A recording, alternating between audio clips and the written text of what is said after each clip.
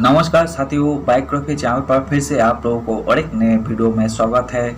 आशा है कि आप लोग अपने जीवन में खुश होंगे, मस्त होंगे और मज़े में भी होंगे। हमने बॉलीवुड से जुड़ी हुई आज फिर और एक नए किस्से को आपके सामने रखने वाले हैं, जो कि बॉलीवुड के बैकग्राउंड से जुड़ी हुई किस्से हैं। वैसे बॉलीवुड के बैकग्राउंड में बहुत सारे किस्से और कहानियाँ छुपी हुई होती है। हमारी कोशिश हमेशा यही रहती है कि हम उन्हीं किस्से कहानियों को आपके सामने लाए। आज भी हमने और एक नए किस्से से आप लोगों को परिचित करवाने वाले हैं। तो चलिए शुरू करते हैं। बनारस की मशहूर तवायफ थी नरगिस की माँ। कर्ज उतारने के लिए बेटी से फिल्मों में करवाया काम। जानिए संजय दत्त की नानी की दिलचस्प कहानी। बॉलीवुड की मशहूर अदाकारा रही नरगिस की माँ जद्दनबाई बनारस की मशहूर तवायफ थी, जो बाद में देश भर में अपने गानों के लिए जानी जाती थी। संजय लीला भंसाली की वेब सीरीज हीरा मंडी जब से रिलीज हुई है, तब से तवायफ शब्द का जिक्र लगातार हो रहा है। नेटफ्लिक्स पर रिलीज हुई हीरा मंडी की कहानी आज़ादी की जंग लड़ते भारत में अपने कोठों के लिए मशहूर red light area Heera Mandi की कहानी है, जहां की तवायफ नवाबों के लिए महफिलें सजाने और अपने संगीत और नृत्य के लिए मशहूर थी। तवायफों के गाने सुनना नवाबों की शान हुआ करती थी। हिंदुस्तानी संगीत और नृत्य की विरासत को सहज कर रखने वाले तवायफ कल्चर का ब्रिटिश राज में पूरा नक्शा बिगड़ गया।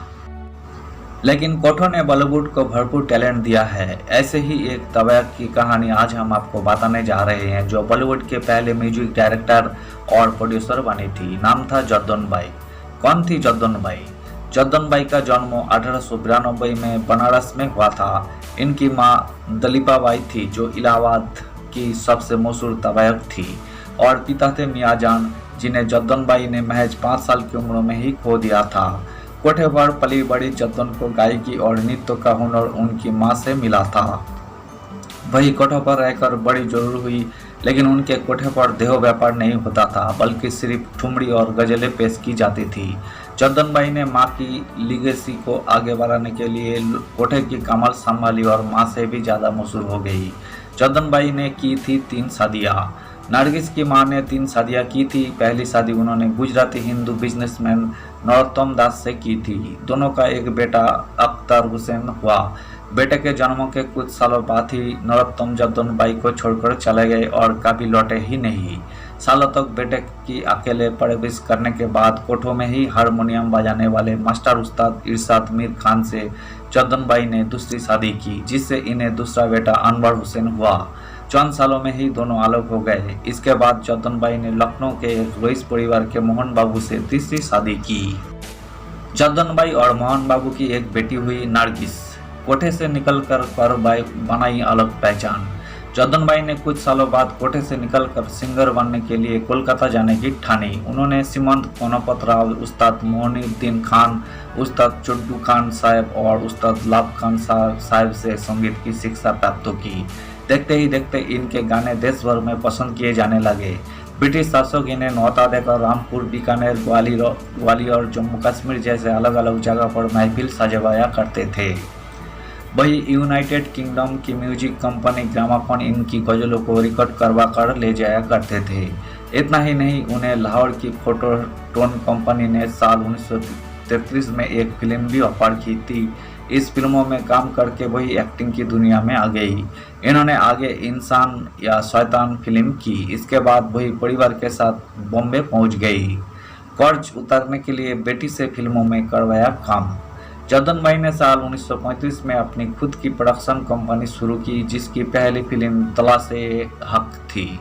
जद्दनबाई को फिल्में बनाने पर नुकसान हो रहा था। उनकी सारी फिल्में फ्लॉप हो रही थी और वही कर्ज में डूब गई। जद्दनबाई और मोहन बाबू ने नरगिस का दाखिला मुंबई के इंग्लिश मीडियम एलिट स्कूल में करवाया था, लेकिन जब प्रोडक्शन हाउस को नुकसान होने लगा तो उन्हें स्कूल बदलवाना पड़ा और जद्दनबाई ने अपने ऊपर चढ़े कर्ज को उतारने के लिए नरगिस ने एक्टिंग की दुनिया में कदम रखा। महज 6 साल की उम्र में नरगिस ने फिल्मों में बतौर चाइल्ड आर्टिस्ट काम करना शुरू कर दिया था। नरगिस को 14 साल की उम्र में तकदीर फिल्मों से पहचान मिली, लेकिन जद्दनबाई की प्रोडक्शन कंपनी बंद हो गई और उन्होंने फिल्मों से दूरी बना ली। जब जद्दन के बेटे अख्तर हुसैन ने फिल्म दारोगाजी बनाई तो जद्दन बाई ने खुद फिल्मों के सभी डायलॉग लिखे। 1949 में रिलीज हुई ये इनकी जिंदगी की आखिरी फिल्म थी। 8 अप्रैल 1949 में कैंसर से जद्दन बाई का निधन हो गया।